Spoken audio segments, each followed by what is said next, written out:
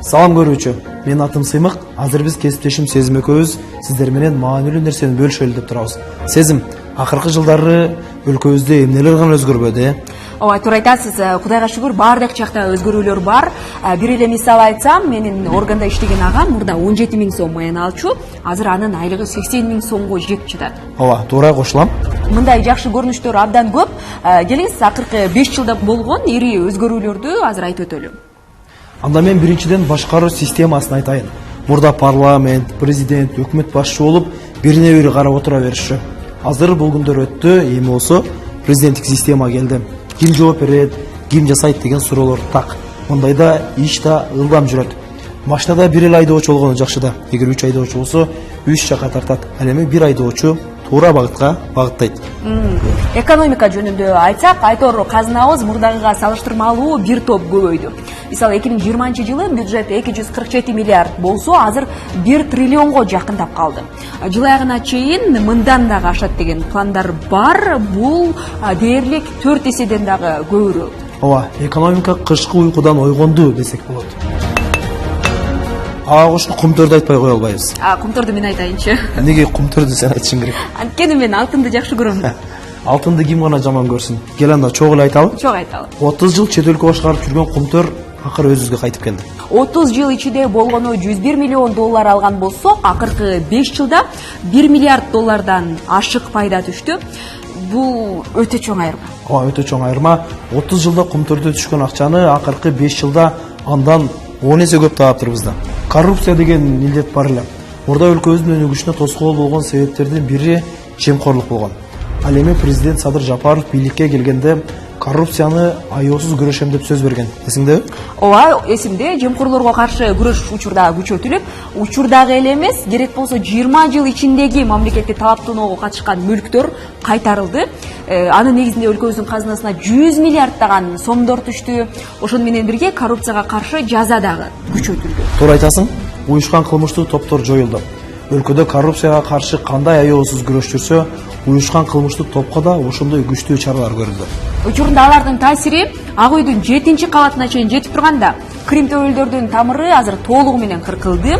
Анын артынан түрмөлөрдө тартип орноп, мыйзамдагы ууруу дегендердин доору артта калды десек туура болот. Кытай, Кыргызстан, Өзбекстан темир жол башталды. Бул долбоор ишке ашса, Кыргызстан дүйнөлүк рынокко түз чыгат. Жаңы жумуш орундары түзүлөт, экономикалык эркиндикке чыгабыз буюрса. Ооба, чек ара маселеси 100 жылдык түйшүк болчу, ал дагы чечилди. Өзбекстан жана Тажикстан менен көптөн бери созулуп келген чек ара маселелери толук чечилди.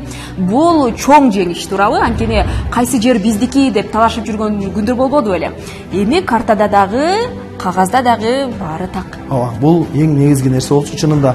Мындан сырткары эл аралык мамиле чыңдалып, өлкөнүн аброю артты. Чек аранын чечилиши менен коңшу мамлекеттер менен алакадагы оң тарапка бурулуп, мамиле жакшырды. Кошуна элдер менен эле эмес, океандын ары жагындагы мамлекеттер менен дагы кызматташтык жакшырып, Кыргызстандын эл аралык деңгээлдеги аброю өстү. Ооба. Армия күчтөнүп, чек арачылардын айлыгы өстү. Жоокерлерибиз байрактар, акынжы сыяктуу заманбап техникалар менен камсыз болду. Чек арачылардын айлыгы 17 000 болсо, азыр эң азы 70-80 000ден ашты.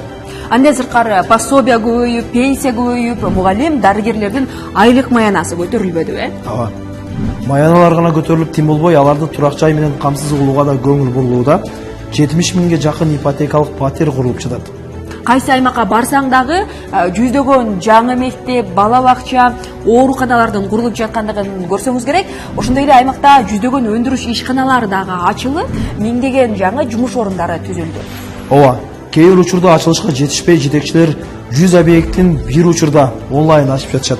Биз да чуркап толук чагылдырууга жетишпей калып жатабыз. Ооба.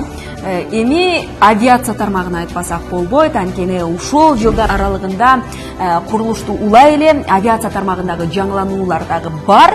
Союз тарагандан кийин каралбай калган аэропорттор толугу менен жаңыланып иштей баштады. Маселен, Нарын, Талас, Казарман, Каракол, Кербен сыяктуу. Азыр алардын баарына учак менен жетүүгө болот. Ооба, мындан сырткары мамлекет өзү дагы бир нече учактарды сатып алды. Эми энергетиканы айталы. Бул тармак такыр көңүл бурулбай, ГЭСтердеги бардык агрегаттар эскирип, кубаттуу энергия берүүгө жарабай калган эле. Азыр жарык өчпөш үчүн чоң ГЭСтер курула баштады. Сап башында Самбарата бир ГЭС турат. Ооба, андан кийин эле чакан ГЭСтер бар. Бала Саруу, Ысык Ата, Көк Арт сыяктуулар. Акыркы 5 жылда эле 20дан ашуун чакан ГЭС ишке берилди. Мында сырткары күндү да, шамалды да текке кетирбей, андан да электр энергия алып жатпайбызбы? Ага. Мындай өнүгүүлөр бардык тармактарда болуп жатат. Мисалы, саламаттыкты сактоо тармагы, бөйрөк, боор алмаштыруу операциялары Кыргызстанда жасала баштады. Мурда чет өлкөгө барчу, кымбат болчу. Ооба, азыр мамлекет каржылайт. Бул чоң жеңилдик деп айтабыз. Көп адамдардын өмүрү мекенибизде сактап калууда. Ооба, булардын баары акыркы жылдардагы чоң өзгөрүүлөрдүн бир гана бөлүгү.